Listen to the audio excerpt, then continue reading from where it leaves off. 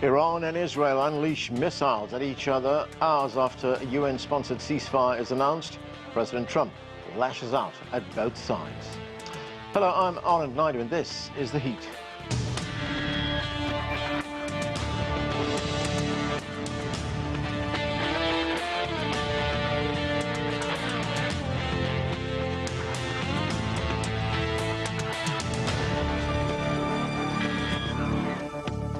US President Donald Trump didn't mince his words when it came to criticizing Israel and Iran for violating the ceasefire hours after he announced it.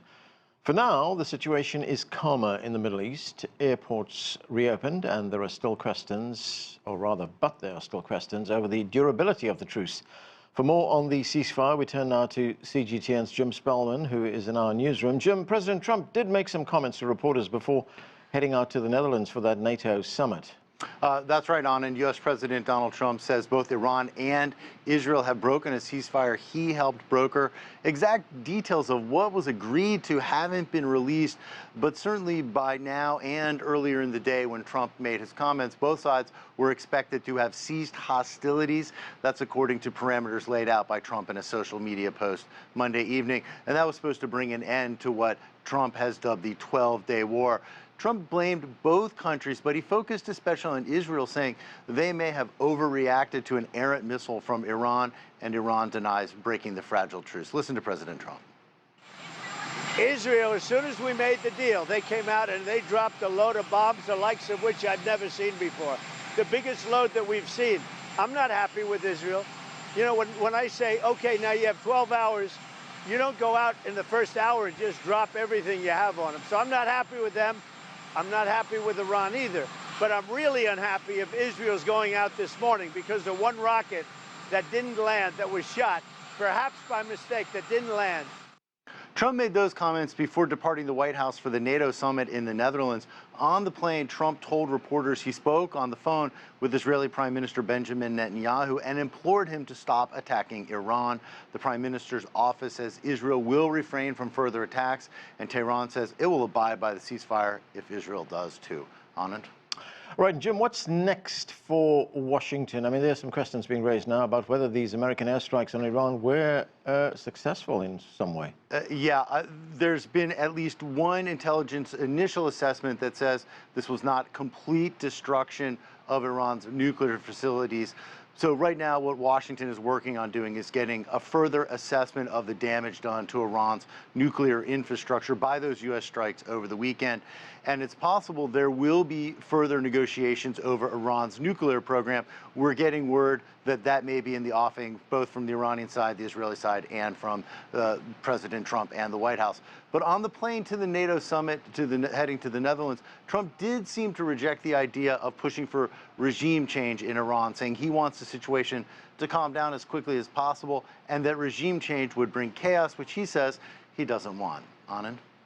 Okay, thanks, Jim. That's CGTN's Jim Spellman reporting there. Well, time to bring in our panel. Here in our studio, Mirette Mabrouk is a senior fellow at the Middle East Institute. Also with us is Joel Rubin. He is a former U.S. Deputy Assistant Secretary of State. From Tampa, Mohsen Milani is the Executive Director of the University of South Florida Center for Strategic and Diplomatic Studies. His new book is Iran's Rise and Rivalry with the U.S. in the Middle East. And joining us from Boston, Kaveh Afrasiabi is a political scientist and author specializing in Iran's foreign and nuclear affairs. Welcome to all of you. Kaveh Afrasiabi, let me start with you. You know, as we just heard, Iran and Israel launched missiles at each other after that ceasefire was supposed to have come into effect.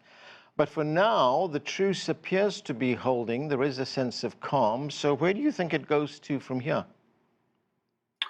Well, I'm cautiously optimistic and think that after a shaky start, this fragile ceasefire will hold, partly because of the unique role that the U.S. president is playing, basically as a hegemonic stabilizer. And this is in contrast to the other ceasefires where, you know, you had the UN and other regional parties involved in the case of Lebanon and also with Gaza. We're dealing with, you know, a Trump show only. And this has certain advantages as well as disadvantages. But the advantages seem to be far outweighing the disadvantages. So that's why I'm cautiously optimistic. And this inevitably has to be followed with some meaningful diplomacy around the issue of Iran's nuclear program, the lifting of sanctions, etc. And indeed, Iran's President Pezeshkian has expressed interest in resuming talks with the U.S. So, we have to wait and see. Mirette, great to have you back with us. Welcome back to the show. There appears to be some sense of normalcy that's returned to the region. Flights have resumed to airports in Dubai as well as in Doha as well. There's an indication that the worst may be over, but question is it? So I think that's probably the million-dollar question. I'm not sure what you mean by normalcy. If by normalcy, then no one is running for bunkers at the moment, right, then yes. But I think there's absolutely no doubt that the region has changed enormously. The Gulf when Israel first attacked Iran, then the Gulf countries were fairly unanimous in their condemnation of Israel's, what Israel called a preemptive attack. And then, of course, Iran attacked Qatar. And then there was universal condemnation of that. So I think that what has happened is that people are attempting to take various countries for granted. Certainly they're taking the Gulf for granted. And I think, because I had heard that, because Iran is a spoiler in the region. And many of these Arab countries have suffered from Iranian machinations.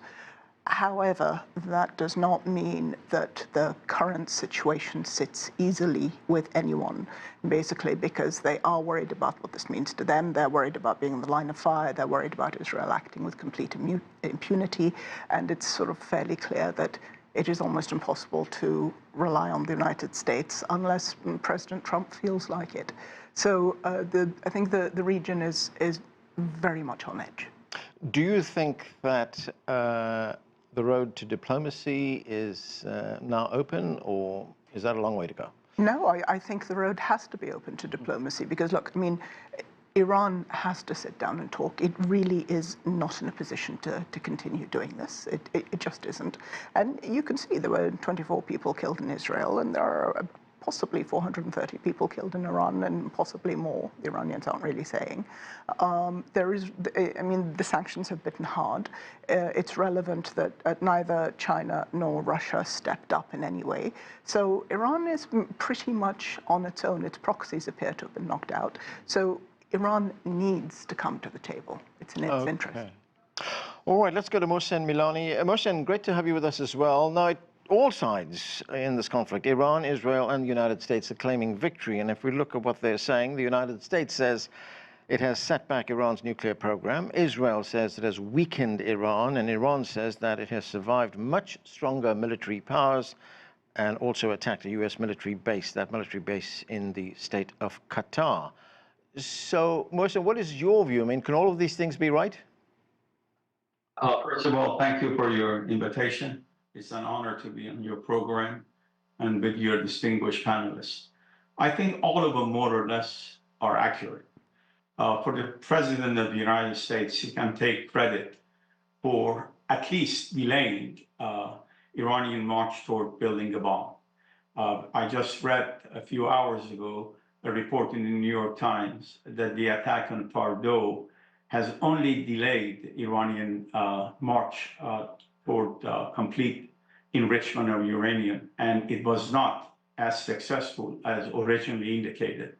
For Israel, Israel can claim that it has destroyed quite a bit of infrastructure, military and nuclear infrastructure, but it is also important to recall that perhaps the original plan for Israel was a sort of a repetition of 1967 war against Arab states, but at a much faster scale. That is to attack Iran, to create, to demoralize the top echelon of the Iranian armed forces.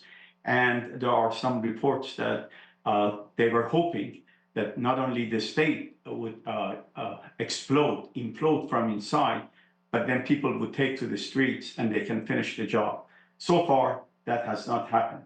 And for Iran, yes, I think the fact that the regime is still there, the fact that their nuclear, that the enrichment program has not been totally destroyed, and the fact that people have so far rallied behind the flag and have supported the armed forces of Iran because Iran was attacked, and the fact that they were able to inflict damage to Israel. We don't know the extent of the damage because the Israelis have imposed strict censorship and they have no idea what kind of damage to military and security infrastructure in Israel. We know the damage has been, relatively speaking, mild in the populated area, but about the military installations, we do not know. So therefore, all three can claim some degree of victory. Right.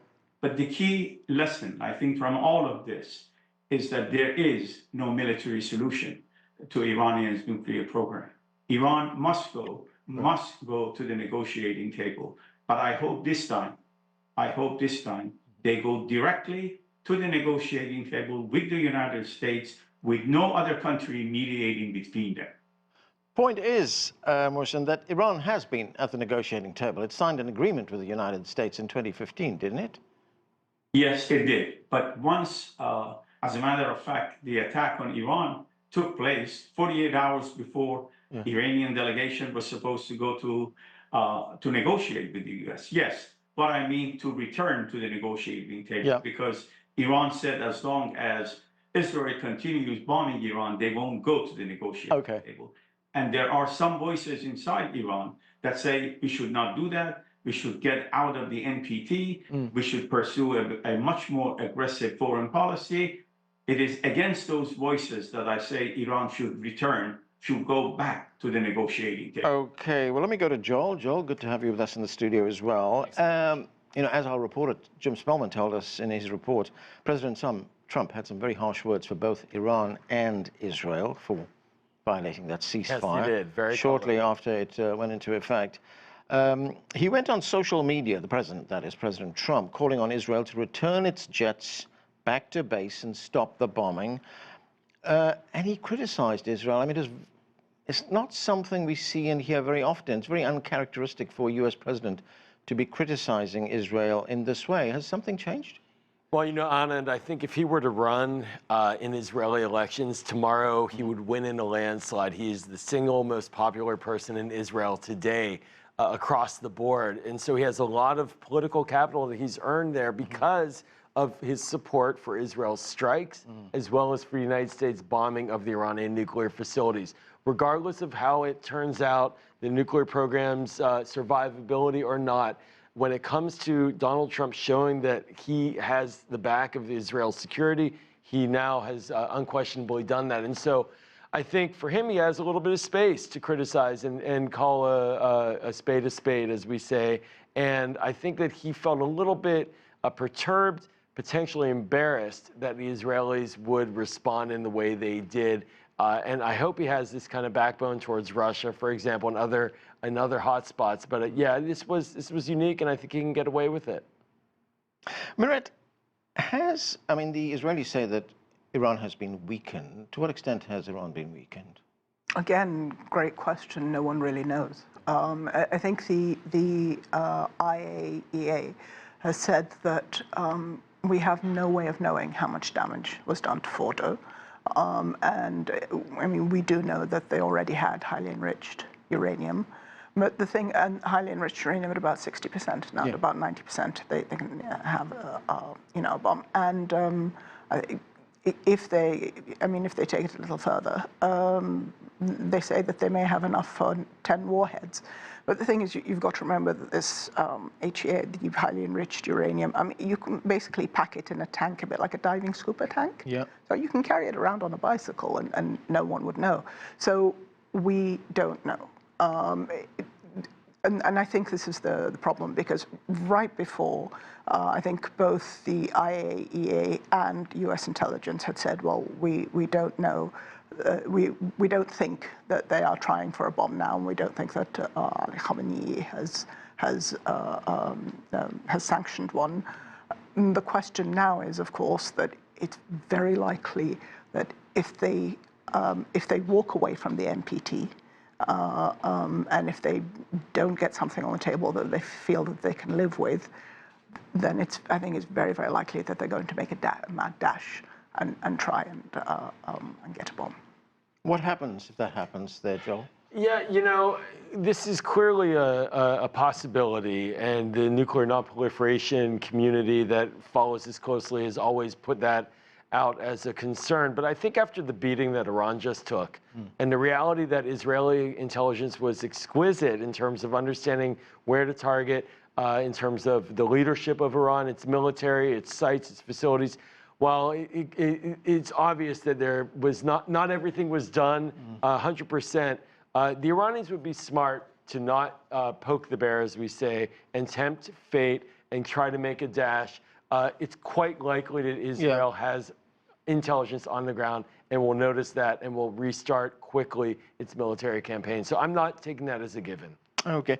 Kaveh Afrasiabi, this assault by Israel has to some extent galvanized the people of Iran, if we look at what's been coming from that country. The New York Times said in an opinion piece that the consequential battle for Iran's future will be fought not between Iran and the outside world, but among Iranians. But if we look at what's happened and how Iran has responded to it, have the political dynamics in Iran changed in any significant way?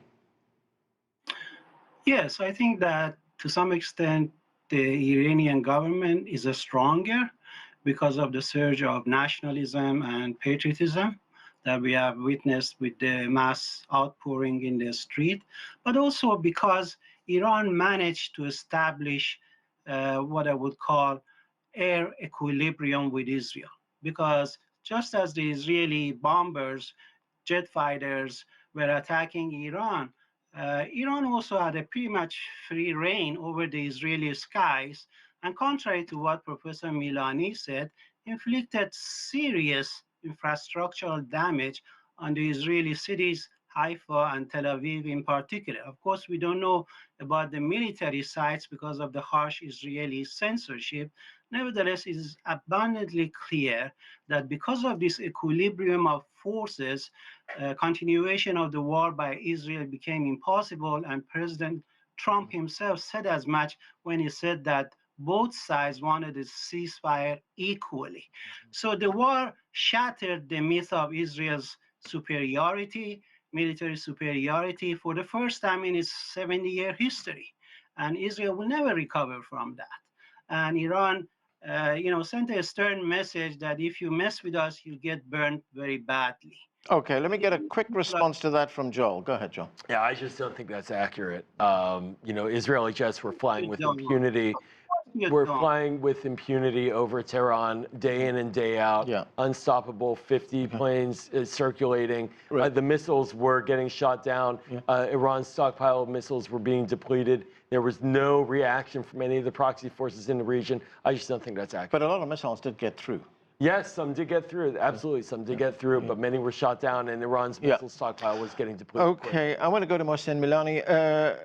Mohsen, insofar as how Iran would now be seen by its neighbors in the Middle East, in the region, there is a report on the website of the United States television network NBC News which says the American strikes are likely to be accepted and even privately cheered by Arab officialdom that has long seen Shia Iran as the primary threat to regional stability. What does that tell you? Well, it tells me what we know about the Arab world. That is, from the 1979 revolution, the Arab street has often been supportive of Iran, but the Arab officials who have established close relationship with the Western world have been very critical of the Islamic Republic. But let me make one important point about the impact of this war. Unlike what Mr. Netanyahu thought, that war has not resulted in people's uprising against the Islamic Republic.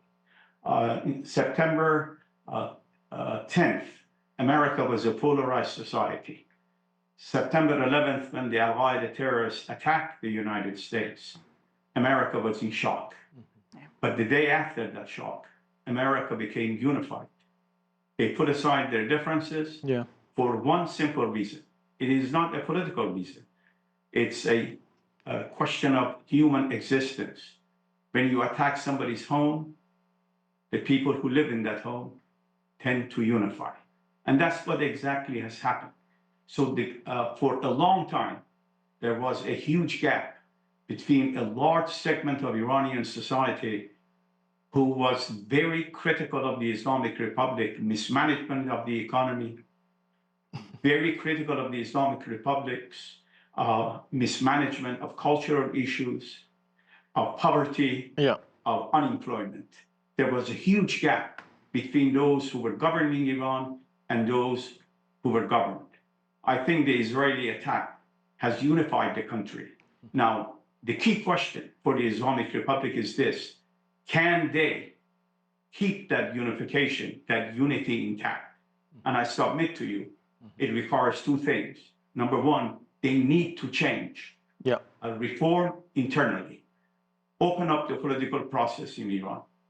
And in terms of its foreign policy, I think Iran needs to reevaluate its anti-American posture and moderate its policy, not only toward America, but also gradually toward the State of Israel. Without those changes, it is going to be very difficult for the Islamic Republic to maintain that sense of national unity. It provides a fantastic opportunity for the Islamic Republic to expand its popular base of support. Whether they can do it or not, I think is anybody's guess. And all I have to say, one of the reasons why war must be avoided at any cost is because wars always produce unintended consequences. Okay, I want to get Mirette's view on what you were saying. Mirette, insofar as what changes within Iran, there was a piece in the Financial Times which said that the military onslaught against Iran could profoundly reshape the country, exposing its weaknesses and setting into motion what some observers argue could be the most consequential changes since the 1979 revolution. Do you believe that? I think it's very possible. The thing is, we don't really know. I agree entirely that in times of conflict and stress, you band around a national identity. And remember that, I mean, Iran is not a young country. Iran is over 3,500 years of culture. There is a very strong national identity. Also, I mean, in reference to the point that you made earlier about Arabs cheering this on, I'm going to take a quick guess and say that whoever wrote that was neither Arab nor particularly understood Arabs. I can't disagree with that enough. I think the point was made there was that the Arab street looks at it very differently from Arab leadership. Even Arab leadership, I'm in contact with a lot of people. I don't know too many Arab leaders that were jumping up and down cheering about this. As I said, even though Iran is a spoiler in the region. But I think a lot of Iranians that I've spoken to, a lot of Iranians are actually profoundly worried that the gains that they have made over the past 2 years, particularly what's referred to as the female-driven gains after the death of Mahsa Amini, I think that they are worried that the Iranian regime will now use this as an attempt to crack down. Remember, we're entering the month of Muharram, and then we've got Ashura, and there's the whole martyrdom thing. So I think they are worried that they are going to use this to attempt to crack down. Now, the thing is, I mean, very, very briefly, I think the Iranian regime would be foolish to try and do that because they do look weak, and they don't want to look as if they couldn't get a handle on Israel, but they are going to crack a whip against their own people. So changes, I think, do need to happen. Okay, Joel, we are running out of time, so I'm going to give you a minute for this. There's a report in CNN that says President Trump's strikes against Iran are broadly unpopular with the American public. Americans disapprove of the strikes 56 to 44, 6 in 10 of those surveyed, saying they're worried that this will increase the Iranian threat to the United States. Do you think that is going to modify or change in some way United States behavior? Well, I think it already has. Look, the president called for a ceasefire after we dropped the mop, after the bunker busting bombs. Then the president basically said, okay, I think we're done here. And after the response was very mild, he felt that that was the window. It's interesting, though, these poll numbers, it basically reflects almost 90% Democrats, I think, opposing, and a chunk of Republicans. Now, there is this dynamic inside the Republican Party of more restrainers or isolationists who don't want any involvement with American military activity overseas. And then there are the traditionalists who support this. And I think that's where part the of numbers Trump's are base interesting. as well, right? It's his base. Yeah. They're going along with it because they love him, but they're not really happy. Okay. Kaveh, the Iranian president said Iran is not seeking weapons, but only wants what he termed its legitimate rights. And of course, as we heard before, there's now some reporting that says that the attacks on those 3 sites in Iran did not, as President Trump said, obliterate Iran's nuclear program. So do you see Iran resuming its nuclear program? I don't not only think that it will resume, it's probably already operational right now in sites that we may not know about. Iran is going to be more secretive about its nuclear operations from this point onward. It's going to cooperate less with the IAEA. They may even expel IAEA from Iran altogether for a period of time because of what they rightly perceive as the betrayal of the IAEA general director who failed to condemn the attack on internationally safeguarded nuclear sites in Iran. So in addition to that, Iran will have a very firm position on enrichment from now on. No one is going to convince Iran with respect to zero enrichment, and I think the Americans know that very well now. Okay, and that is where we have to leave it. Thanks to all of you for being with us. That's it for this edition of The Heat. I'm Anand Naidu in Washington.